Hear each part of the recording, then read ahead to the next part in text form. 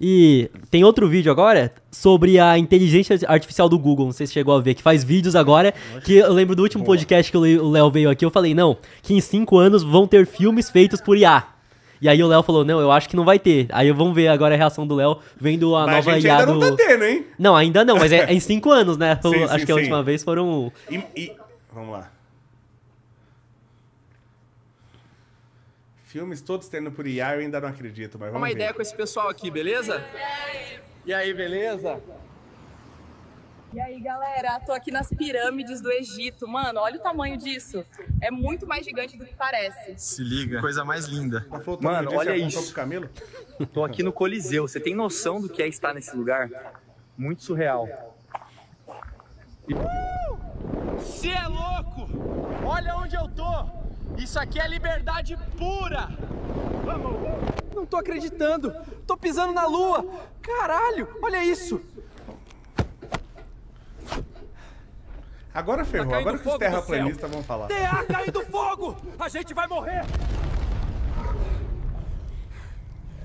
Oi, gente! Tô aqui em Paris, na Torre Eiffel. Olha que coisa mais linda. Sério, tô muito feliz. Sonho realizado. Salve, galera! Tô aqui na Paulista de bike, só curtindo esse rolê insano. Olha essa paisagem, você tá maluco? Olha onde eu tô, véi!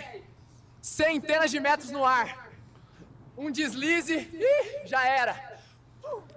O que me surpreendeu foi a quantidade de elementos que tem nos vídeos, né? Muita coisa, assim, e realmente parece que tá na Paulista, que tá no Egito, e aí? Não, eu acho que talvez você possa estar certo nessa, mas olha como o mundo é injusto, você tá vendo? A gente fala 100 temas, né? Eu acerto 99. Eles vão falar de qual? Do que você errou. Mas agora que vem a pergunta pro Léo, você acredita que agora, nos próximos 10 anos, ou 5 também, a indústria do cinema pode estar ameaçada aí por conta da IA? A indústria do cinema, a gente vai ter uma indústria do cinema de outro jeito. Não, mas da maneira que nós temos hoje com os atores. Eu acho que ela tem que ser... Graças a Deus que ela tá sendo ameaçada. Eu quero que ela acabe do jeito que ela é hoje, porque é um lixo. A indústria do cinema hoje, ela é um lixo. Tomara a Deus.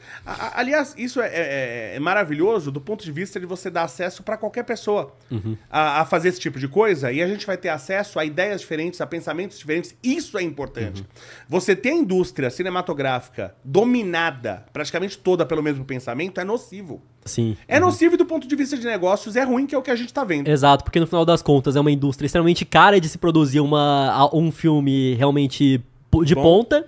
E aí o que acontece? O Estado muitas vezes acaba financiando quem vai poder fazer isso de maneira artificial, porque de bilheteria, de ingresso, não venderia o suficiente. E acaba doutrinando as pessoas, né? Então, mas aí que tá. Eu ainda acho que não vai ser tão rápido assim essa mudança, porque é a mesma questão da música.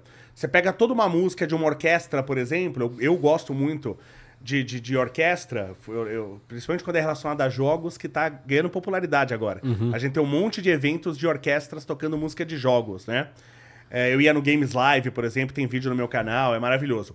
Você pode pegar todas essas músicas hoje e botar no computador, pro computador criá-las perfeitamente. Agora, quando você ouve a versão do computador, não é boa. Entendeu? Não é bom. Mesmo a música, quando começou a ser eletrônica, né, década de 80, que ganhou força, né, você tinha ali a construção do cara que usava aquilo. Então você tinha a arte dele, você tinha o cara cantando. Quando ela é 100% feita por inteligência artificial, a gente vai notar que ela não tem alma mesmo, que ela vai ser... que é ruim. Não é o Vivaldi da vida? Em que sentido você diz? Tipo assim, não tem a emoção. Então, é isso que eu tô falando. A emoção, ela vem do ser humano, não tem jeito, tá? E principalmente na questão de animação, eu vi uns vídeos, esses até são legais, porque a gente viu coisas de ação ou coisas de paisagem que já são bem conhecidas, e tinha o ser humano ali, né, dando destaque de certa forma, né? Mas eu vi um de animais, por exemplo, um filme tipo com animais. Entendi. Né, feita por inteligência artificial. Quando você tem alguém fazendo, produzindo, é muito, principalmente essa questão de animação, a graça tá nos detalhes. Você entendeu? Que a inteligência artificial não bota esses detalhes. Claro que na programação, cada dia vai ser mais fácil para você colocar, para você fazer. Mas se a gente fizer, eu acho que ainda vai demorar um tempo, e talvez as primeiras que apareçam vão criar estranheza nas pessoas. Porque você vai sentir a falta do toque humano, como a gente já viu pra música. Você pode fazer ela toda tocada por computador, fazer ela perfeita, e a arte talvez esteja naquela imperfeição, ou na personalidade da pessoa que ela coloca no tocar o instrumento. Por mais que ele possa fazer Entendi. próximo da perfeição. Por mais que seja muito bom, no final das contas, esse toque humano ali da personalidade do autor vai faltar, então. A gente já viu isso na robótica, tá? Tem até um nome pra esse efeito que alguém vai escrever aí nos comentários, eu não lembro. Você tem aqueles robôs mais antigos, tipo, robô, vamos brincar, o Homem de Lata do Mágico de Oz, né? Aí você tem aqueles robôs como Perdidos no Espaço, né? Lost in Space, os robôs mais estranhos e tal. E os robôs, com o tempo, eles foram se parecendo mais com humanos. Quanto mais eles vão se parecendo com humanos, mais as pessoas gostam. Sabe? Quando você vê uma máquina, imagina aquela máquina, aquele robô lá do pica-pau, sabe? Do pica-pau, que ele arranca a pena. Você não quer ter um Frankenstein daquele na sua casa. Aí ele vai se tornando mais humano, a gente vai gostando mais. Quando ele é extremamente realista, causa aversão nas pessoas. Dá medo, né? As pessoas não querem. Tem um nome pra esse efeito, tá? Então isso já aconteceu na música, isso aconteceu na robótica e eu acredito que vai acontecer nos filmes. Então vai ter que ter... O legal é como eu falei, né? Esse negócio... deixa eu terminar isso aí, eu já passo pra isso, vai? Vai ter que ter sempre um ser humano por trás. Se ela for 100% gerada a partir de uma premissa e 100% gerada por inteligência artificial, vai ser um lixo. Vai ter que ter um ser humano botando que no final a o humanidade. humano que vai colocar o prompt lá e vai decidir o que vai ter, Sim. né? E aí acaba sendo uma ferramenta pra facilitar e diminuir custo, Mas né? concorda que no futuro eu posso lançar uma premissa e ele fazer um filme inteiro. Tem os agentes de IA que você vai lá, você tem um agente que meio que pega Sim. outros agentes e vira uma cadeia onde você só dá um prompt mesmo, né? Essa área, isso ainda vai ser um problema aqui no Brasil, que o Brasil é um país desgraçado em todos os aspectos, se você pensar.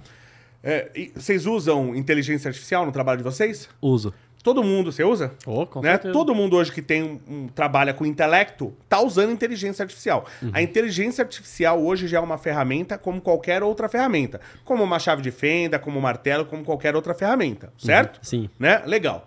Então imagina o cara hoje que quer, ele quer essa ferramenta, todo o potencial dessa ferramenta. Né? O cara nos Estados Unidos, por exemplo, para ele pagar o ChatGPT nos Estados Unidos, ele vai gastar em torno de 0,3% do salário médio americano. É insignificante. 0,3% do seu salário por uma ferramenta tão boa. Aqui no Brasil, em cima do salário médio do brasileiro, o ChatGPT custa 5%. Do salário médio. Se for do salário mínimo, é próximo de 8%. Como é que você vai comprometer 10% do seu salário todo mês numa ferramenta? Você entendeu que é inviável para o brasileiro? Entendeu? Então, essa questão de você... Impostos, moeda fraca, isso inviabiliza um monte de coisa para o brasileiro. Se o americano está usando para o trabalho dele, assim como vocês estão usando, porque vocês podem pagar, né? Se o americano, se o europeu, eles estão usando para auxiliar o trabalho a inteligência artificial e a gente não pode, porque é inviável para a gente, como que a gente vai competir com esses caras?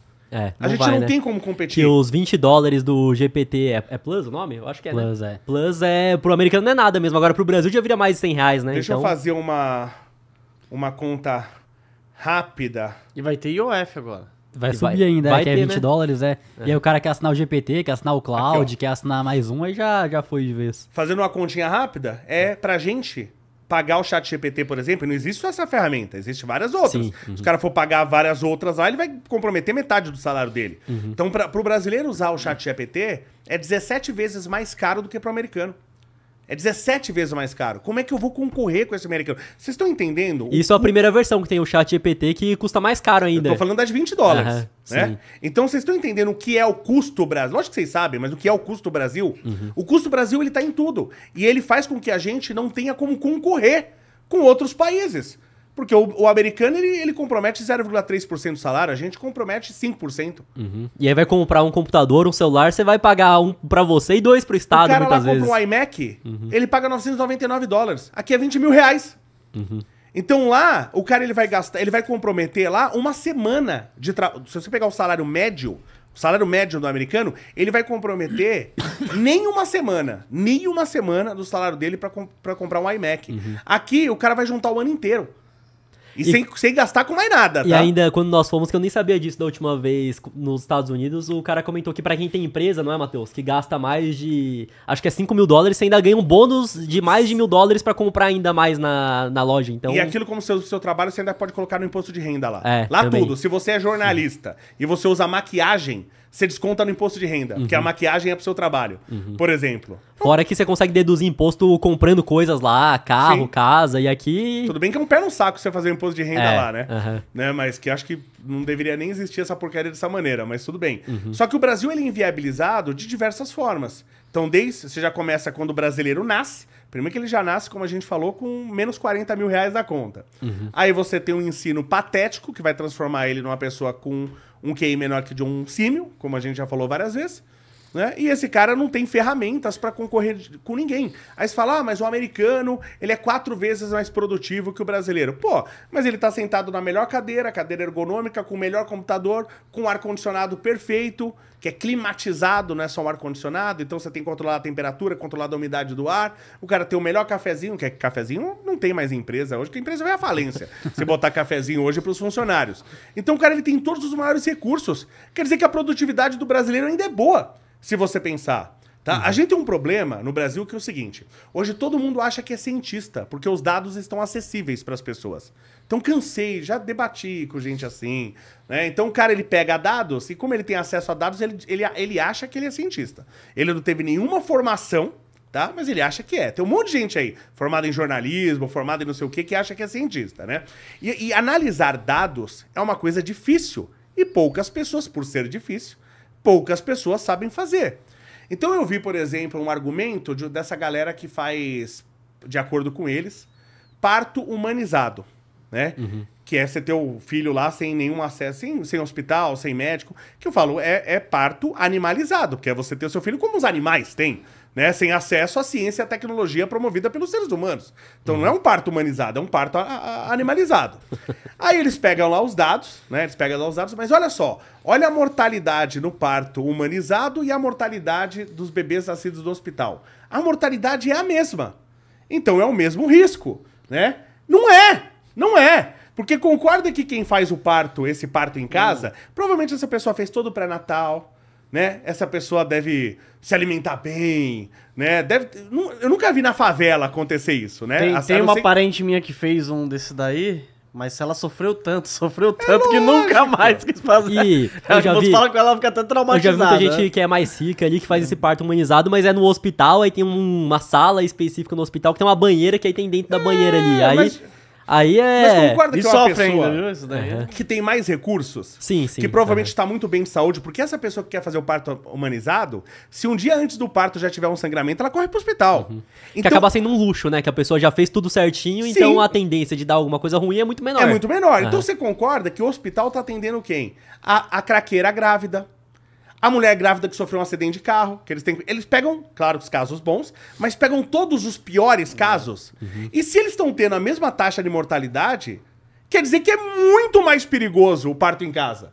É absurdamente mais perigoso. Porque você tá pegando só os melhores casos e tendo esse parto. E o hospital que tá com todos os piores, mesmo assim, consegue salvar o mesmo número de pessoas. Então a pessoa pega o dado, ela tem um acesso ao dado, mas ela não tem condição de interpretar. Até porque ela não conhece os ambientes. E isso é o que mais está acontecendo no Brasil. Hoje as pessoas não interpretam dados, elas espancam, elas torturam os dados até os dados dizerem o que elas querem. E é o que está acontecendo direto aqui, tudo feito com dado. Sim, faz total sentido. Porque ele vai lá, não, eu quero que seja essa narrativa. Então eu vou procurar os dados aqui pra Que conseguir... corroborem com a narrativa. Pra conseguir... Aí Exatamente. você forma uma Gabriela Priori da vida. E os dados? Aí só fala merda. E pra você que quer comprar criptomoedas ou investir no exterior, a parceira aqui do podcast é a Quantifury, corretora internacional 100% taxa zero. E fazendo seu primeiro investimento equivalente a $50, você ainda ganha uma recompensa em Bitcoin. É só escanear o QR Code que tá aqui na tela ou clicar no link da descrição.